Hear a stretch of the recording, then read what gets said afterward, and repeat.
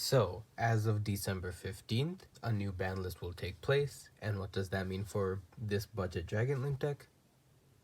Really nothing, actually. Some of the cards that we could have used would have been hit, like Dragon Buster Destruction Sword and Linkross, but we don't use those cards in this deck because I think the most expensive card in this deck is about $12 and we only use one of them. Again, when I say budget, I really do mean budget. This deck, if you want to make Dragon Link somewhat viable, a bit of fun to go with it, this is the deck for you. But yeah, we don't need Halqifibrax, we don't need Linkross, we don't need Martial Metal Marcher, we don't need Herald of the Light. Like, there are so many cards that you could run that there's absolutely no reason to. I mean, obviously, it'll be a bit more competitively viable, all that crap. That doesn't really matter. This is a deck for, to try it. After doing some playtesting and whatnot, I was able to add and remove a certain few cards from this deck.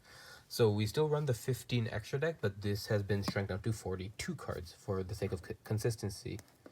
Actually, no, it might be 41 now. I'll have to count that later. But I'll begin with the monsters, as always. Makes sense. And yeah, let's get into it. So we begin with 3 Rokket Tracer. Should be pretty self-explanatory. It's a great combo starter, and its quick effect to destroy a card and then summon from the deck is fantastic, as long as you time it right with the special summon from the extra deck for dark monsters. We also have 3 Absorouter Dragon. Oh, I didn't even realize it. In this lighting, it kind of almost looks like a ghost rare. Anyway, just as self-explanatory as Rokket Tracer. This in the hand along with Rokket Tracer, or even any rocket really, is full combo. You get to summon from the deck after you use it off, after you link it off or do whatever with it. Good card. We have 2 Silverokket Dragons. Its quick effect after it's being targeted for a link, targeted by a link monster, I should say, is fantastic. You get to banish a monster from your opponent's extra deck after you get to look at the extra deck too, so that's even better. 2 metal and 2 Magnarokets. These are just like a good body. It's 1700 and 1800 respectively. Metalrokket allows you to destroy your opponent's entire column. That this card shared. And then Magnarokket is non-targeting, non-destruction removal for any one card on the field, which is probably the best kind of removal you could want. We run 2 Noctovision Dragon. Same idea as Absorouter Dragon. Having one in the hand is honestly the ideal. Especially because as soon as you link off into Striker Dragon, which is almost always how Dragon Link combos will always start, Noctovision is a great way to extend that, and then you go +1 after you draw it. We run 1 Rokket Synchron. This is more to the fact that we run Noctovision and Absorouter, so level 7, yeah.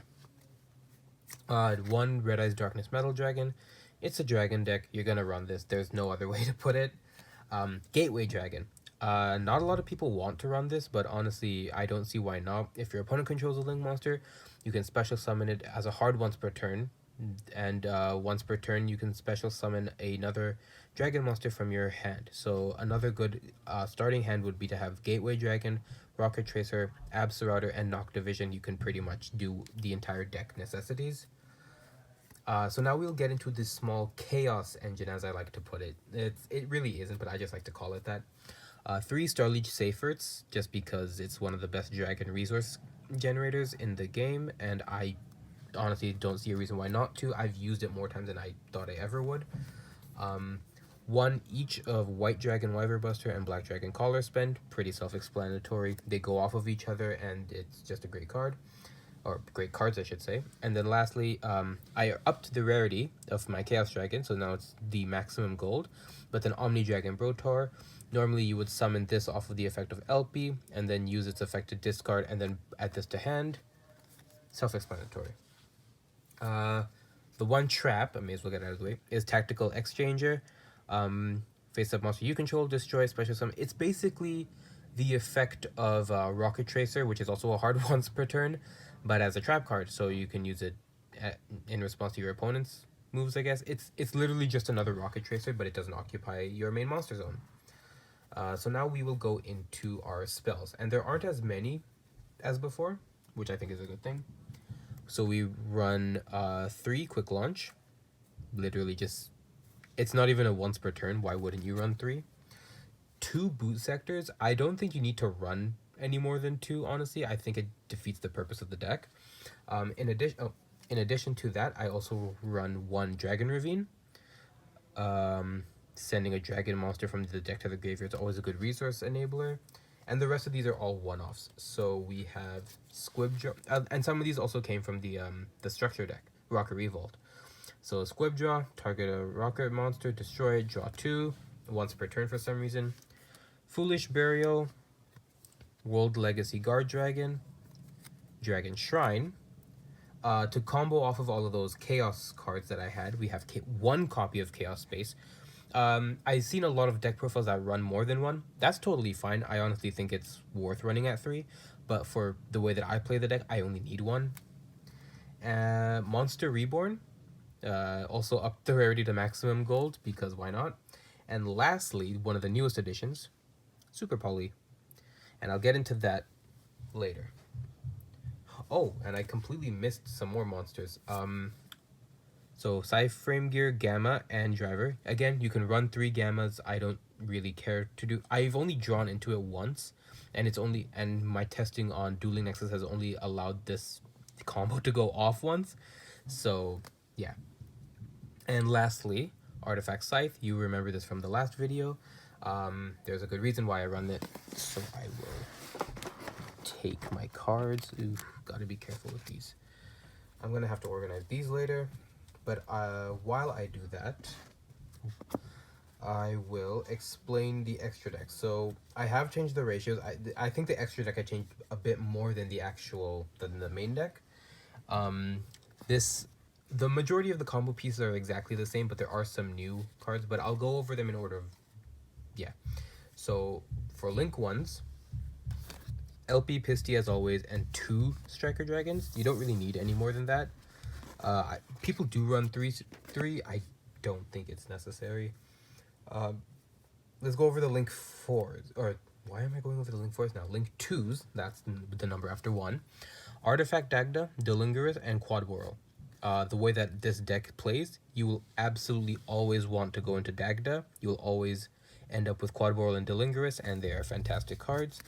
I do know that there are decks that play a Hieratic Seal of the Heavenly Spheres instead.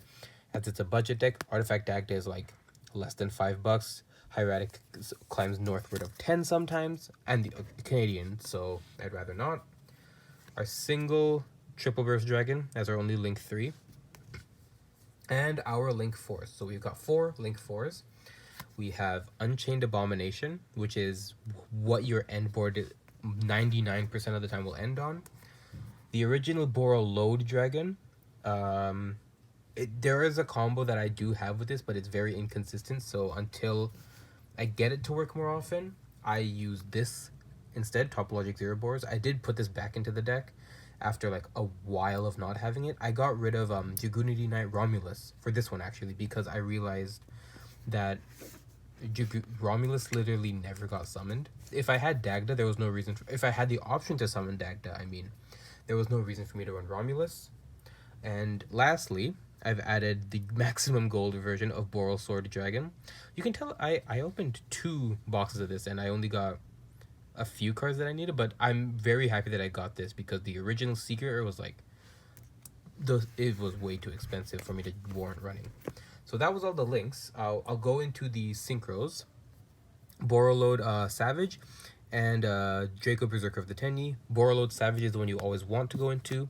Draco Berserker is more of a backup, but he is a good card to have. I love that card so much. And lastly, we have a fusion, as evidenced by Super Poly, but it's not Super Starving Venom Fusion Dragon, which honestly would have been a good choice, but rather Borreload Furious Dragon. Borreload Furious Dragon, as a quick effect, target a monster you control, target a monster the opponent control, or target a card the opponent controls, destroy them. It doesn't activate the link effect of a lot of the Rokket Dragons, but I couldn't care less. And especially its effect to banish from the graveyard, which it will be sent eventually. banish it from the graveyard, summon a dark link monster, which is pretty much all of them except for Dagda, I think. Cannot activate its effects the turn. That's quite simply the best. Yeah, that has been the deck profile. I will upload another video based on the combos because I do really want to go into some of the test hands and combos.